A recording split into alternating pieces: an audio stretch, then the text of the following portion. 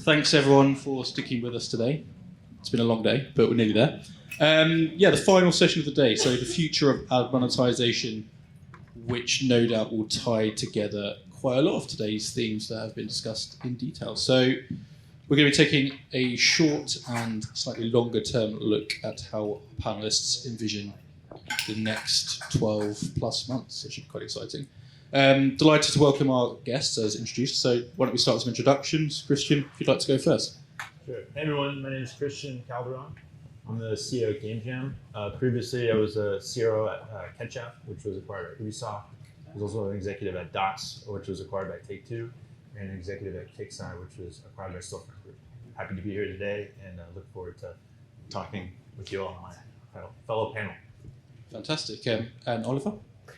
Hi, my name is Oliver Kern. I'm Chief Commercial Officer at Lockwood Publishing. We run a large 3D virtual world on mobile. And I look after all the kind of commercial side, partnerships, monetization things, etc., etc. So Everything I'm happy to be side. here. Yeah. Sam? Hey guys, I'm Sam Huber from AdMix. I'm the co-founder and CEO of AdMix. So we are in-game or in-play monetization solution, enabling publishers to monetize the inside of their game environments. I'm Abby, co-founder and CEO of Number 8. We're an on-device contextual data provider. And just a side note, when I was an Apple engineer, we used to live and breathe Apple, but now it's really interesting to see a lot of people slagging says that new shit. How times change. How times change indeed, yeah. So Christian, I'm going to start with you actually, because as a hyper-casual publisher, you're probably more reliant than Oliver on ad revenue. How do you see ad monetization over the next year or so? Yeah, so this actually might be a pretty sad thing, but we actually don't do hyper-casual publishing anymore as of this year. Partly because of so I've been in hyper-casual even before it was called hyper-casual. At Ketchup, we made 2048. I've been in the hyper-casual space for a long time, and I've seen it change, and it's just gotten so competitive that for my team making games, it's just been a lot easier for us to transition into a single game studio. Easier for our resources, for personal development, just happiness all around. So it's a pretty sad thing, but we're no longer publishing hyper-casual games. We have published hyper-casual games like the DJ Marshmallow music game, Takashi 69 rap game, and some other hyper-casual games. But as of a few months ago, we decided to totally stop hyper-casual. As I see it changing, I see a lot of publishers doing the same thing that I'm doing, jumping out of hyper-casual because it's just so competitive. So I think that is going to be a big theme that we see in the future. Other publishers like ourselves that are just totally pulling out of the market. But the other thing that I think is really interesting is, there's CPMs have been one of my big thesis for jumping into hyper-casual games in the very first place when we first did 2048 and no one wanted to make games with ads in them. People thought they were just the most disgusting type of games to work on. We saw, CPMs were steadily going up over time, and I think that trend will continue to happen. Earlier on the panel, some people discussed CPMs kind of dropping and then kind of coming back to normal, and I think that's the underlying power of the ecosystem evolving, new ad formats coming. People are talking about really high-tech machine learning and contextual targeting and price elasticity of demand, price elasticity of supply, and how that all affects everything in the ads ecosystem. And so overall, I think it's going to get better. But in terms of tech, new things happening. But in short, it's just getting so competitive that we decided we don't want to participate in the hyper-casual anymore. Yeah. Okay, so you're not down on it. Yeah. It's just there's a less competitive space out. Yeah. When we first started, we were the only people making hyper-casual games, and then Voodoo came, and then all these other publishers came, and All these other excellent companies. Yeah, excellent companies came, and not to say anything bad about anyone. Really great games have come out. But if you're making games in house, it's just crazy making 3-4 games a week. It's just like I'd rather just make one game. So that's why we made the transition. Okay, Oliver. Kind of the same question, obviously completely different angle, which is great. Yeah, we make only one game. So definitely, there's and it's a 200 and something people company. So yeah, absolutely, you can. It's a very, very different strategy, for sure. It also has its challenges. There's no doubt about that, because you definitely look at like product life cycle and how do you innovate in a game? Do you do a version 2 like Angry Birds did at some point, or do you kind of keep it going and iterating on it, etc.? So there are lots of other aspects to it then. And how do you increase monetization? How do you keep the growth of your DAU? Because at the end of the day, that is still, I think, what counts. That's also what counts for a hyper-casual studio. At the end of the day, if they want to grow, they're saying like, okay, we just need more things to grow our DAU, because that's how you grow revenues then, right? So it's a different strategy, yeah. Okay, so but nothing on ad formats. nothing on that. So the privacy landscape. We've touched on this throughout the day. Obviously, it's been 6 months, 9 months of fast-paced change. Sam and Abby, how do you guys see it? Is this an opportunity, disrupting what's happened before? What are your views? Yeah, it definitely is. Every change that happens, I think, gives opportunity to smaller players to capitalize on that and to build a solution from scratch that is based on with those changes in mind from the beginning, which is a lot easier to do than if you have to reverse a legacy system. So, for example, for us, we've at the very core of everything we do is first-party data. We design a system that doesn't require any data from outside sources to be able to operate. These are the kind of thing that a big change like that would give you opportunities to do things that legacy players might find tricky to do, because they've always been relying on third-party data, and making a change now would be more difficult. So definitely it opens a lot of exciting opportunities, and I think fits really well with where the world is going today, which is going to be more and more privacy-centric, because more and more people are starting to be aware of the regulations and the rights and what actually happens with the data. Okay. Abby, what are your thoughts? I mean, when we started number 8, we were doing, okay, how do we do context prediction on the device? And at that time, I remember walking into an investor pitch, I'm like, what the hell is on device? We don't care about it, let's just send everything to the cloud, and cloud will manage it. And I remember walking out of the meeting and like, one day you'll see, in terms of, because what's happening right now, even if you see Apple, the positions they've taken, even the keynote that they had on Tuesday, they kept using the word on device. And what does that mean essentially? You're not shipping off raw data from the device to the cloud. You're doing everything that you have locally on the device itself.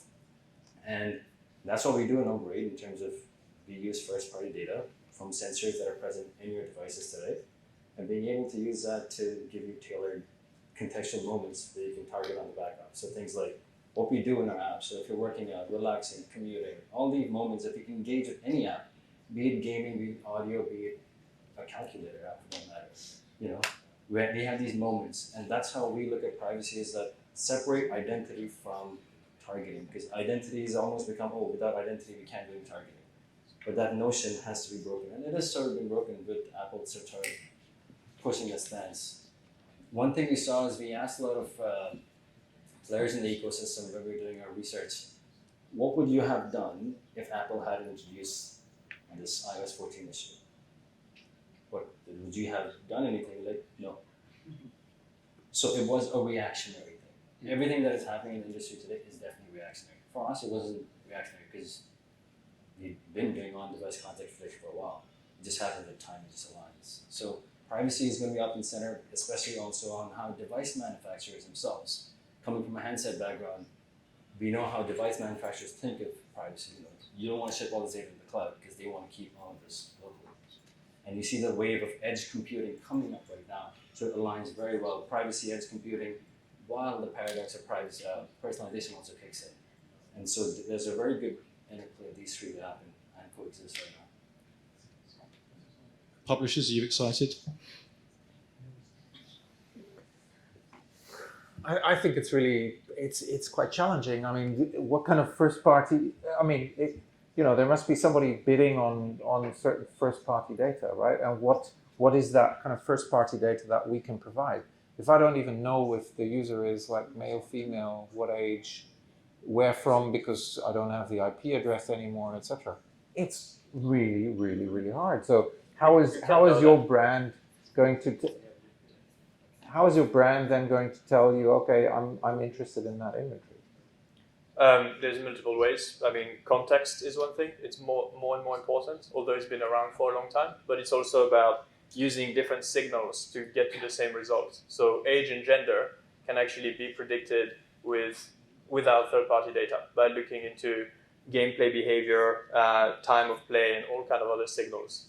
And then you can also look at, as you said, different moments in the game, different behaviors, different emotions that can be triggered by different actions, whether you just scored a goal. I get that, but these are not the current. Is a very old way of doing marketing. I understand, but what are the brands then looking? What are the brands looking for? I mean, I'm happy to kind of provide them the information that they actually, where they say, this is the user that I want to buy, and that's, for me, I understand, it has to be first party data, but if I can't really provide that and we're trying to kind of estimate something there, is that really where the brand will say like, yeah, okay, I trust you? I mean, they do it on TV because like Nielsen or somebody tells them, this is the truth. Well, but that's the thing, it needs to be validated so by third party. Yeah, but okay, so there needs to be somebody coming to validate, like, okay, this is a standard that we all agree. And the outcome, if you can prove the outcome, which is attribution, if you can prove that, then that's what brands are ultimately interested in. So if you can prove that the brand or the advertiser gets the outcome that they are looking for, whether it's a matter of viewability or downloads or conversions, then it proves to them that the model is right, even though our assessment of age and gender can be probabilistic. If it delivers the right result for the advertiser, that's good enough. Brands are building, if you look at these brands, they have customer personas already. So they know how to sell their product and services. So can you provide the similar personas with your data? We can, but I know that many can, many don't and cannot. We do like a ton of research. We have our personas. We can map behavior also on top of that. So we do have like a pretty good understanding. But that's for us. That's fine. But for kind of the majority, like a normal indie studio, what would they do? Because the data being sent from games today specifically is not the data that brands understand. Brands don't understand gaming, period. Let's put it this way. DSPs, when they actually tap into gaming, gaming is a checkbox. So what is a brand going to understand? Nothing. Yeah, so you have to speak the same language as a brand to actually give them value, right? Yeah. So otherwise, brands say, fuck off. I don't care what game. So sorry, so, but that is exactly the challenge, because I don't think that we're providing them any data that they say, I can bid on that. It's validated by a third party. Currently, it's not. So it needs to be validated by a third party, and it needs to be kind of somehow relevant, because otherwise a brand is like, maybe let's do a little bit of a test. Sam, you wanted to jump in there? Sorry. Yeah, it's all about the results at the end of the day, right? Advertisers are not going to jump on gaming as a media channel just because we think it's cool or there's a cool game. Like, it needs to be competitive with other channels. So whether it drives more purchases than Facebook, or more traffic than Google, or more viewability than TV, like, we compete with all the other channels to make it work. And so what we're doing is working with third parties like Integral Ad Science, for example, which verifies the amount of time that people watch an ad. Then you can tie that to a specific impression, and then you can put a stamp on it and say, yes, this ad has actually been seen by a real human, which gives brands a lot of confidence. So, building up the channel includes partnering with those third parties, proving that attribution is working. We're not just putting ads in games for fun, right? We're trying to get the brand a result that they can't get anywhere else. And that's a big challenge. And it is not I agree with you that it's not all there today, but there's a lot of progress that have been made, and it takes time to build a full media channel. So I'm just gonna jump in on Oliver's side here for a second, but I've done like hundreds of games, and so many of them have been improperly tagged, improperly categorized, demographics totally wrong by these third party systems. Right. I totally agree in the idea of it, but I think that it's just this tech is not accurate and not good today. It's just not. We just at shied all. away from any kind of age and gender. What we do, we shy Right. away because that is a very personal thing, and we just shy away because behavioral targeting, in the sense of what is an actual, if you're playing a game, when are you playing the game? At home, on the bus, waiting in line. That's when these moments when we engage with the game, we're playing. That's what we build on. So it's not tying it to an age and a gender. Because gender can be a very controversial thing right now. Why are you saying this? Why are you targeting me based on this? It can be very controversial right now. So let's not do it. Yeah, but what You can actually about the consistent brands? behavior. If the brands are fine with No, that? if you look at the audiences, if you look at any brand advertising, they're looking at brands and okay, who's a fitness enthusiast? Let me sell them more shoes. That's what the brand wants. Well, some of them So if you want to send specific things, so you can actually tap it because the brand has personas. All right, which of these personas can we map into based on first party data? And you have that data. That's the thing, you have that data if you can unlock it. So what kind of data signals do you guys look at? So we have about 200 plus live contextual signals. What are the most important ones? So working out, relaxing, commuting, working at the office, sitting at home. It's again no identity. That's the live in moment piece. And on the basis of that, we basically build up habitual patterns. So things like joggers, fitness enthusiasts, green commuters, so on and so forth. You build up these are habits. No IDs connected. And that's why so brands are willing to now pay a premium for those contextual targeting pieces. Because all of a sudden it's mapping onto those. Oh yeah, I understand because I already buy this on the web or through other data providers. But the DMP concept that used to be there in ad tech, that's been broken because cookie to ID mapping, guess what? That's broken because of the previous panel we talked about IDFA. Right. So all that data set that you had a nice long Excel sheet of IDs, shit, what do I do with all those IDs now? Can't use it anymore. So that's where ID-less targeting, you'll see that coming up more and more on device targeting. What does that mean? Well, this is what it means. You are able to tap into the first party data that you have in your app set to offer that. Super interesting, really cool. Yeah. That's I think this is one of the interesting things about it. It's about education at the moment, right? It's about it's almost about gaming getting away from its preconception about what has worked, and just a complete mind shift about, like what you say about the brands. They don't care as long as they see the results. there was It's a very really all interesting. about that. Yeah. It's really all about proving the ROI of gaming as a media channel to advertisers. That's it. There's That's a very what makes it. interesting panel. So our director of commercial, there was an IB UK panel she did. IB UK, she was just talking about, okay, who is a gamer? It's funny because she just gave a presentation on who the hell is a gamer. Because the presentation wasn't really about number 8. Forget number 8. We're just talking about who is a gamer. Because when an advertiser looks into gaming, they're looking at it as literally a checkbox. They say, all right, let's maybe tap into gaming. But if you just split it across the spectrum all the way from hypercasual all the way to hardcore, there's so many different fucking genres in there. And then tap into individual gamers and they're players. There's people playing, I play games, everyone else, I'm sure they play games. People have habits, they have behaviors, so tap into that. Makes sense. I think we tend to forget that even though we've been in the gaming, you've been in the gaming space for a long time. Gaming wasn't mainstream for advertisers until very recently. It wasn't something that they were actively targeting as a media channel. Only recently, as recently as COVID, really, that gaming became part of the culture. Totally. Fortnite, these big activations. This is why they're starting to look at it now. Seriously, not just doing, let's do a cool manual campaign and activation. Now they actually want to develop this and make tangible return on investment. Yeah. Which is why it's only happening now. It's been happening over time, and it's what excited me so much about ad-based games is there's so much ad spend coming into mobile, and I think it's a. But it was mainly other games until very recently. Exactly. It's still is, right? Performance. In the very beginning, it was mostly performance And marketing. it still is to this day. But we're saying, a good chunk, especially with our format, which is a lot more brand friendly rather than more negative, like intrusive type of format. We're seeing a lot of interest from brands, and what they're asking is, okay, well, what is the attribution? Because I can get attribution on every single other channel. I can see the performance of my ads on TV, more or less. I can see them on Facebook and on Google, or at least they see a number there. Like, what is our number? How does it compare? So this is the infrastructure that we are putting in place to really help develop the channel and make it competitive. That's awesome. And do you need any special permissions to get this kind of data from the developer? Do you have to ask for location permissions or anything like this? If it's asked, you get it. If you don't get it, that's fine. You work with all the other device sensors that are in there. From your side, you do have other things. The point is that we know that certain ad partners, when they try to package these device sensors to the buy side of the market, the problem is that the buy side doesn't understand what is battery status. What are you going to do with it? You can't do anything because that's not how they buy. They're buying into audiences, they're buying into profiles or customer personas. Yeah.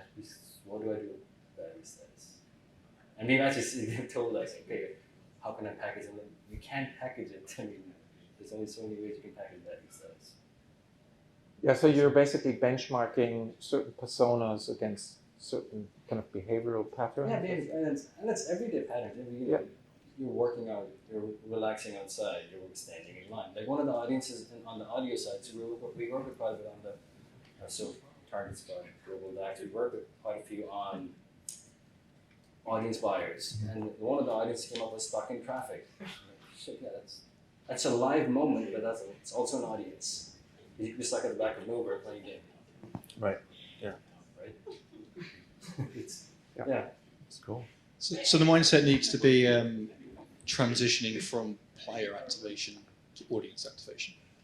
Cohorts, yeah, you can call it that. We said that at IAB Tech Lab. So this is pre-pandemic. This is 2019, and we were presenting to IAB Tech Lab on, all right, 6 to 9 months prior to the iOS 14 drop, and it's talking about, all right, how do you move away from ID-based targeting to cohort-based targeting?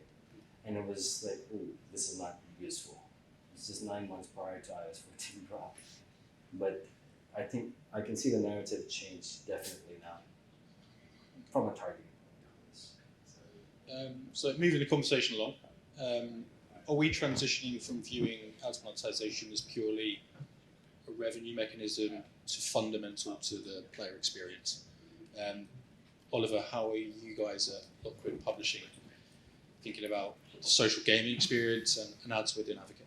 Well, we're this 3D virtual world, right? I mean, big buzzword, metaverse, whatever. We're certainly in that category of kind of these kind of experiences, and it kind of makes sense in that context to kind of create something.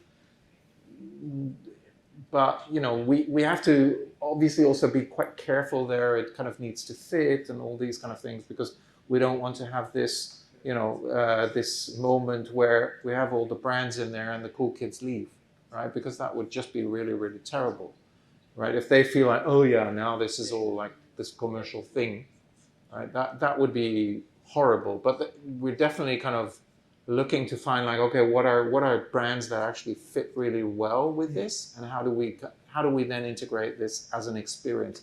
Because what we do see is that the kind of where brands are really struggling, from my point of view, is also that they don't really know how to kind of get towards like Gen Z audience, because they interact with brands very, very differently. It's not about like TV things or whatever kind of the classic stuff. It's more like the engagement with a brand.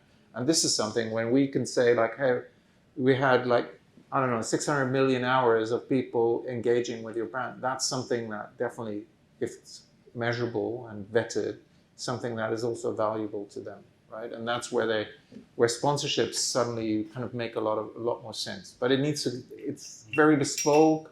That's something I hate about it. But that definitely works, I think. Yeah. From an IP perspective, when we're thinking about player experience, I think it's extremely, extremely important. And I don't understand a lot of the magic behind all the cool stuff you guys are doing, which sounds really cool. But from my perspective as a game developer, I care about things like CPM, fill rate, retention, these kinds of things, and modeling out lifetime value and seeing how fast am I breaking even on spend and how many days. That's kind of the world that I live in as a performance marketer. And oftentimes you see the trade-off between really high CPM on like a rewarded video, and we're testing this new ad format with rewarded audio, lower CPM, but players keep hitting it because you hit it, and instead of spending 30 seconds to watch an ad, all of a sudden you're just jumping right into the player experience and playing the game. Yeah. So and this is a very similar ad format, looks all very, very similar, and totally different trade-off between CPM and retention. But it becomes really, really interesting for IP-based games, I think. So I think it's a really, really interesting question to ask.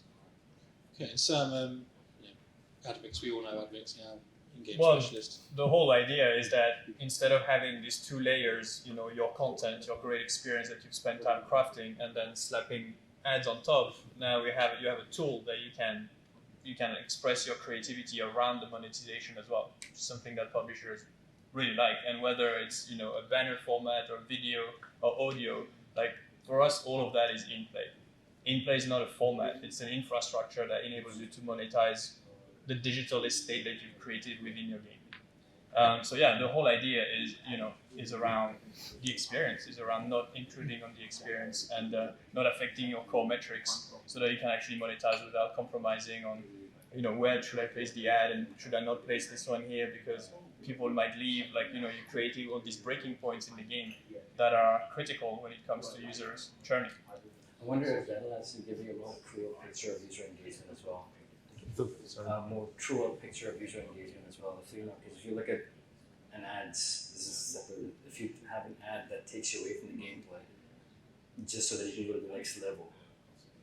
But if you have the ad as part of the gameplay experience itself, and they're just playing the game, so then you see how sticky is the game actually on its own, without having an ad trying to, Yeah, I mean, for us, 3D. That's what I was saying. Like a 3D virtual world, it makes a lot of sense to do that, because I hate it when people actually, instead of chatting with somebody else, basically go out of the game in a way and watch waste 30 seconds of their life to get some extra coins or something like that. It's terrible, right?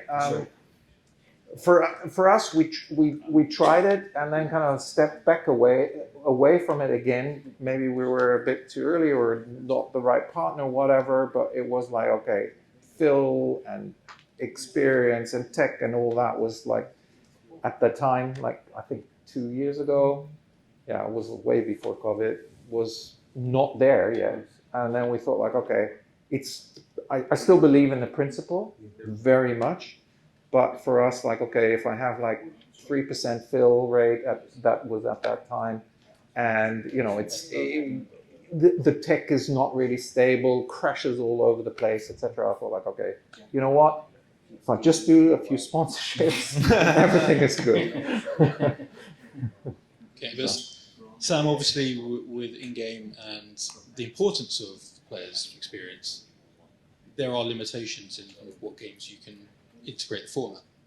How are you you can't really drop a billboard into, well, I suppose you could, into a medieval tavern, but you get the idea that there are some genres there this is just not going to fit. So how are you guys at Admix thinking about this? Yeah, I think in the current form with billboards and videos, absolutely there are limitations. We've targeted predominantly stuff like sports and racing, but as I've shown this morning, we've seen really clever integrations. Because we're not doing the integration, we provide a tool that is getting better every day. It gives publishers more and more flexibility to actually decide how they want to monetize these worlds, how they want to kind of decorate their rooms and make money every time someone engages or sees one of these placements. So for us, as we develop new formats plugged on top of that in-play infrastructure, I think we'll be able to monetize every single world that you can imagine. It might not be, a billboard in the middle of a medieval tavern, but with in-play, you can create a space to run a transaction and pay for a keg of beer or something and monetize this way, right? So it is a tool. It is a way for brands and developers to interact in some way, shape, or form. At the moment, we have limited amount of formats, but over time, we'll add more formats to be able to support the whole ecosystem. There's no reason why every single game, every single digital estate should be able to be monetized in the future. Which is great because that kind of shifts the creativity back to the developers, isn't it? So It's kind of a no-brainer if you think about it. Like there is a lot of technical challenges because suddenly you are actually integrating the placement within the game. So, the field needs to be there. It needs to be rendered fast. You need to be careful about the type of brand that you put there. So there's a lot of challenges, a lot more challenges that if you just put an ad on top. Yeah. But this is how every single other platform has gone. Like, Facebook used to have ads on the side and then they brought it within the feed. Now the ads in Google, they're part of your search result. Like the more native the promoted content to the platform, the better the result. This is not us inventing that. We're just applying that format to gaming. There's no reason why it wouldn't be like that in the future. Okay.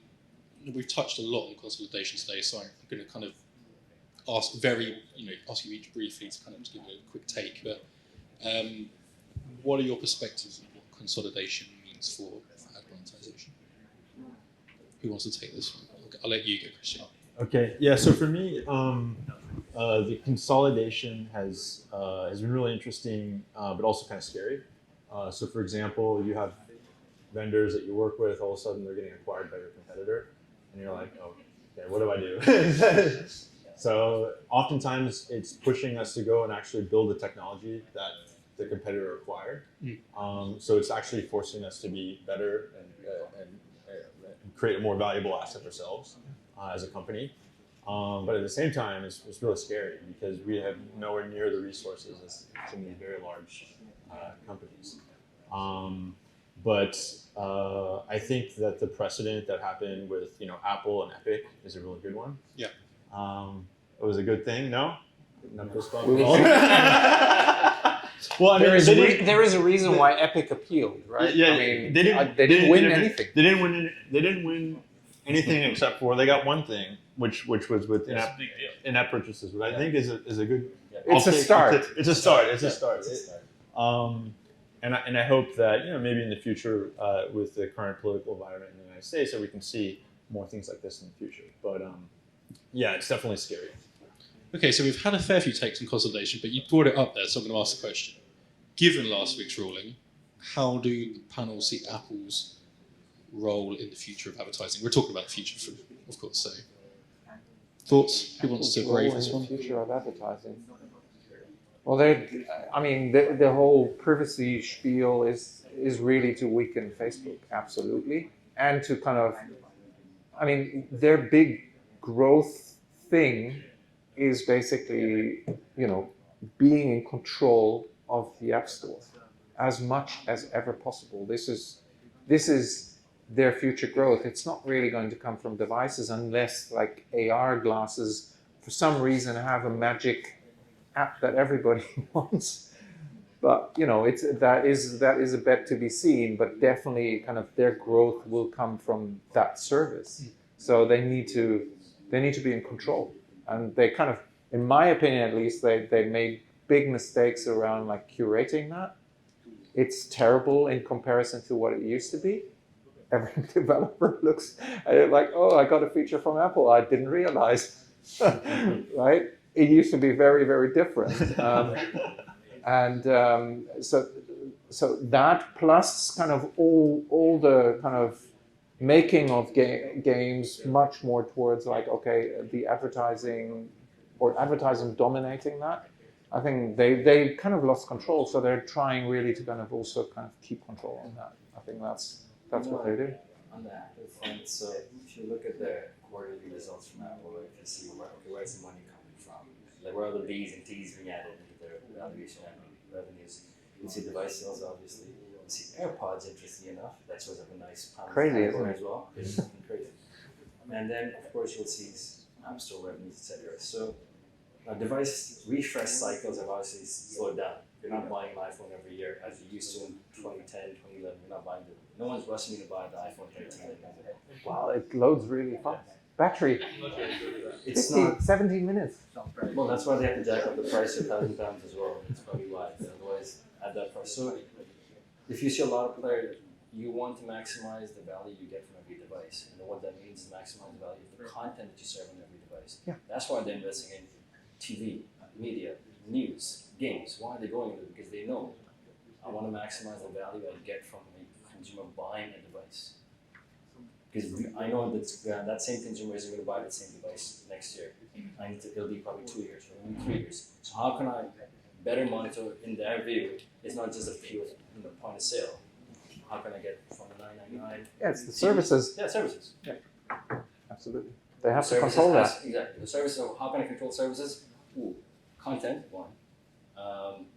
Ads. Nah.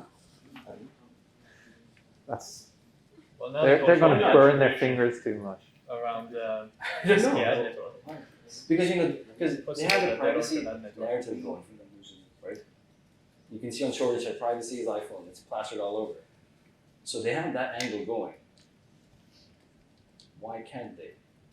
Now you can see, I think it was discussed earlier on in the panel, it's too small for pie, but they really want to control. Yes. Why would they? But they want control over their content No, within the App content Store. and the Not so infrastructure. much. Yeah, Yeah, but if so- you see on the stocks app, they already show ads. But on the stocks app, you don't see any TV prompt. That's Well, interesting, by the way. yeah, I think the advertising is not part of their philosophy. Like they're not really interested in growing this as even as for the revenue. They just want control over the App Store, who gets what apps get shown. And you've seen it evolve over the last 5 years. Like they took away top free, right, from like because a lot of traffic was getting because of ads. It was all ad based traffic.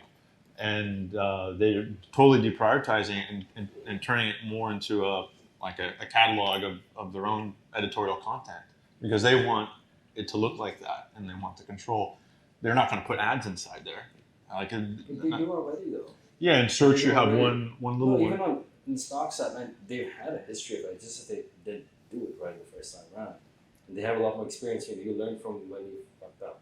So it's all right. Can you do it? I'm not saying From they will, ads? but I don't see why. Yeah, ads. Yeah, but I remember when Steve Jobs going on stage. Oh yeah, this is beautiful. This is amazing. Blah blah. So it's like, so why can't they do it now?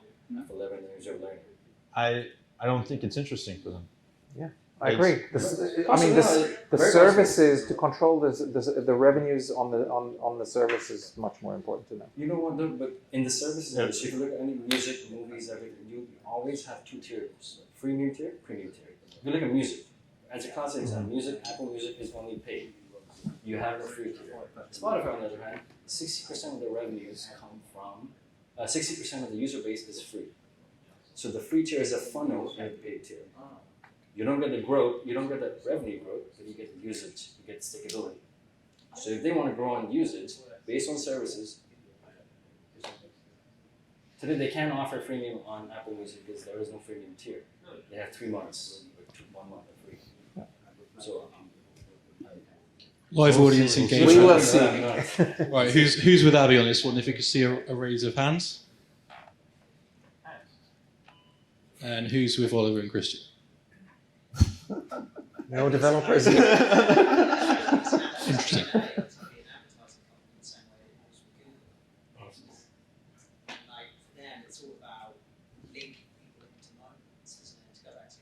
Why am I still on iPhone? Because it's too much hassle to switch. to switch.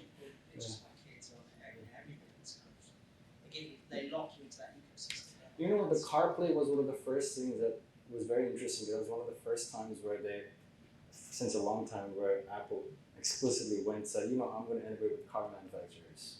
That was a very interesting moment because they said, I'm going to put a piece of software that integrates with your hardware.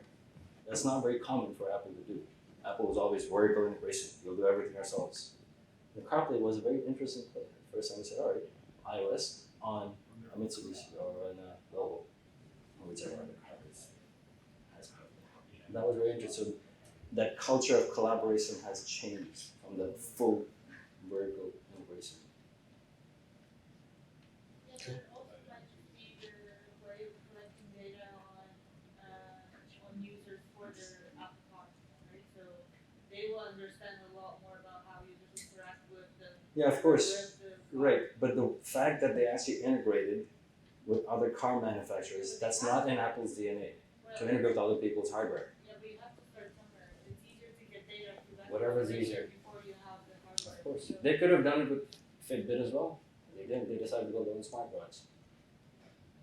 So They created a huge market with I think AirPods is still a lot bigger, but that's Right, cool. So we've got about kind of 5 minutes left, but I do want to touch on something that we've kind of heard throughout the day. There's new formats. Oliver, you've touched on sponsored content within Advocate. You know, if we take all these different ad formats, how far do you think we are from potentially a real kind of holistic journey of advertising throughout a game, from rewarded through to Sam, kind of in-game advertising, so you're seeing brands, and then through to Oliver and Advocate with kind of Gucci levels. Do you think we're on the verge of a real journey that's going to kind of bring the whole experience together? For sure. Yeah, I mean, I think like we've been testing audio ads with Odeo, and I think it's just like the very beginning. Like it's just like a very simple format now, but it's performance, and just with the way it is, the user experience is so much better. But it's just the beginning, because there's other ways you can engage with voice, not just with touch. Different ways, different things that you can use, like all the magic these guys are talking about with the machine learning, hocus pocus, and everything, right? I mean, it's. I don't think they'd agree with hocus pocus. But no. I mean, in the future, I think it's going to really improve the user experience, and it's definitely going to continue to change over the next 10 years. So for sure. I think there is really a lot of things happening. I mean, if the Vance experience in Roblox as an example, I mean, I'm sure a lot of people have seen that. I mean, Vance has probably paid, I don't know, let's say $500,000 or something like that to some developer to kind of build that experience for them. It's a bet for sure, but they wanted to. They know that's where our audience. That's for me at least like a reasonably good fit. I didn't understand Gucci, but Vance I totally get.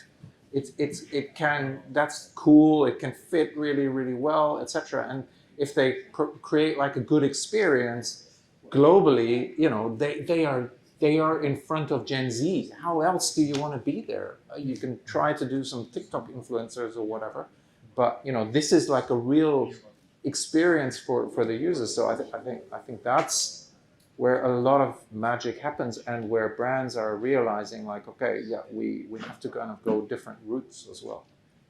Yeah, that's what I Couldn't agree more. Yeah, this is the birth of gaming as a media channel, not just games, and that's what's really exciting, because brands finally realize that, as you said, this is the only way for them to actually reach the audience that they are struggling to reach, and also they can reach them in ways that are a lot more engaging than just pushing ads towards them. And we know that Gen Z, this is not what they react to. They want to associate with the brand. They want to be part of the journey. And there's nothing like games to do that.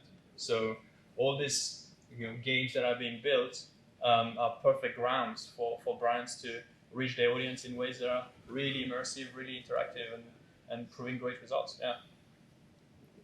I can see game publishers tapping into first-party data going forward, really tapping into, because especially for mid to large-size publisher, if you have data, I can see game publishers really looking into, because Facebook sign in, or if you Google sign in, as soon as you do that, your data is just siphoned away, so you have no more control on it. You have nothing. In the sense of, I can see, definitely see publishers moving towards first-party data and taking control of the data, and then monetizing that effectively to improve the experience, the gameplay, retention, all of that. And that's definitely a trend that we're seeing that already. So, Well, I think we've actually managed to unify everyone in agreement here. Which, when I said WWE style entrance earlier, I wasn't actually thinking it might actually descend into that. But cool. I think we're nearly out of time and kind of taking people away from beer now. So open up the floor to the audience. Any Q&A for our guests today?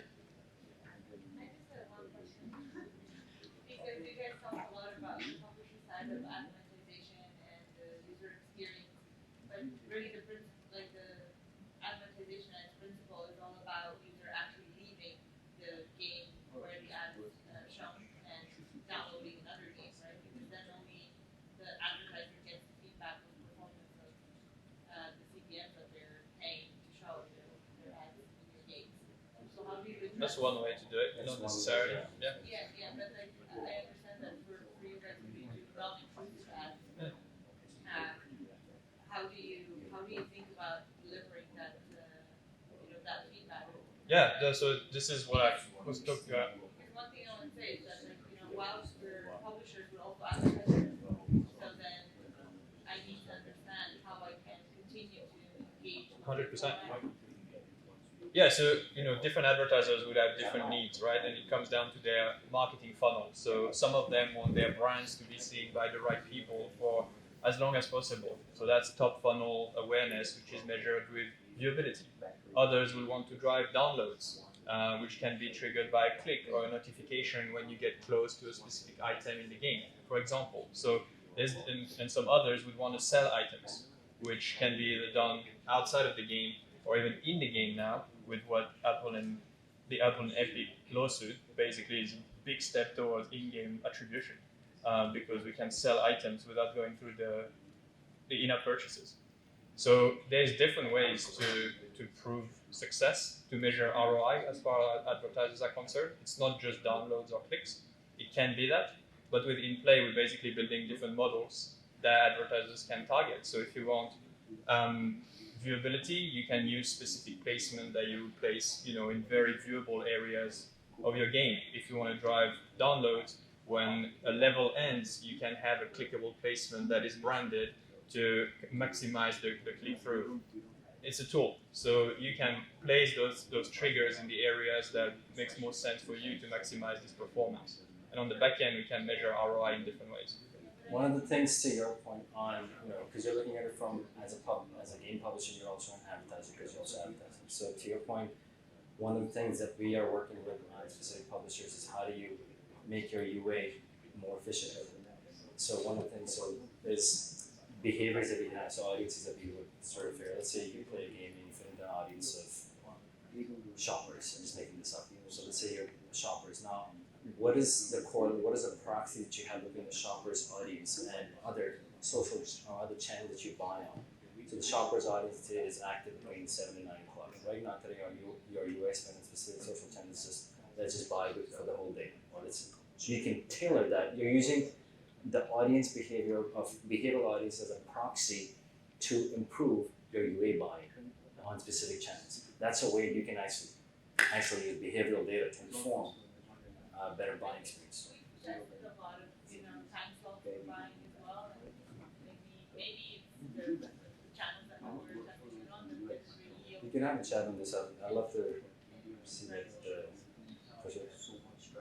Any other questions? I have a follow-up in a similar vein of also being a publisher and seeing like there's this tension between you want the ads to be effective, but not so effective that they cannibalize your audience, right? And there always is that tension, right? Except for you, maybe. Let's talk more about like traditional in-game advertising that forms up typically the majority of your revenue. So that's why I think for publishers, brands taking note and wanting to actually buy into that inventory is exciting, because then the CTR in that ad would result in a conversion that then makes that CPM higher. That doesn't necessarily mean the player is now downloading the game. But I think when we look at, I think someone had a graph from Iron Source that typically a ad engaged player that has really high ad engagement. Yeah, that was you. We'll watch 8 rewarded video a day. And you look at what the CPIs are and CPMs for game ads, course marketing, like, can you really see brands actually being willing to pay that much, that they will make it into one of those 8 ads? But that is also important into brands in the advertising industry and the commerce industry as a whole, taking gaming seriously as the channel. So when you're looking at the future, how do you really see the lever that brand advertising has growing, shrinking? So one thing to consider is within the 8 ads, it's a cohort. So the first ad pays a high CPM and the last ad pays a very low CPM. So the brand itself doesn't necessarily have to pay a very high CPM to be shown in one of those 8 ads. I'm not sure if you had a CPA decay curve in the chart, but to your other points, it's important to have the signals to drive up the CPM. So the more, and it's not necessarily click-through rate, but as Maria was saying earlier, the conversions traditionally have what drives CPMs up for advertisers. And, 100%. and on the supply side. So, and as a publisher, from a publisher's perspective, you don't want your users to churn, but at the same time, you want strong CPMs. So that's the trade-off. It's all about measurement. As the measurements become better, we can prove attribution, we can prove performance. Little by little, brands are going to be willing to spend more because for every dollar that they spend, they're going to make eventually more than $1 out. So that's what we need to prove to make it an actual channel that is profitable for brands. At the moment, the prices are lower, yes, because of course we can't compete yet with attribution on Facebook and Google. So for a brand, maybe they like games, but at the end of the day, they have to put the money where the return on investment is best. So this is what I mean. Like, we're not just competing against the 3 or 4 direct competitors that we have. We're competing against every other media channel, and we need to be better at least one thing, one KPI that brands recognize to be able to really unlock the spend. Yeah, so are you saying that actually a brand only has a place in specialized formats where you're not actually relying on performance marketing, and that's the only place that they can be competitive? No, I don't think so. I think performance has a place in play as well. I'd say brands, I'd say brand advertising will be a stabilizing force for game publishers as opposed to replacing, because it'll be a stable source. Because you're not going to get the $100 CPM from brand, but it'll be a stabilizing force, especially in times of uncertainty where the ID graphs that used to be based on performance marketing is crumbling. It's crumbling rather. That's what I can see that happening. Because today there is barely any brand advertising. Yeah, it's not like meant to replace. Yeah. Yeah, so it's not going to replace completely, but it's going to be. I can see it be a stabilizing force because it'll be stable. You're not going to get the peaks crazy. Maybe as you improve over time, but right now I can see that definitely there's a huge opportunity for brands to get into. Because once the ID graphs break as they have, you can't do that usually. It's complementary. Yeah, there's definitely complementary. I agree. Or you can replace it with Davis cross promotes solution. Yeah, exactly. Just be even more Replace the incestuous. brand. A vicious circle. Cool. Well, I think that's all we've got time for. But let's give it up. A warm round of applause for our panelists today.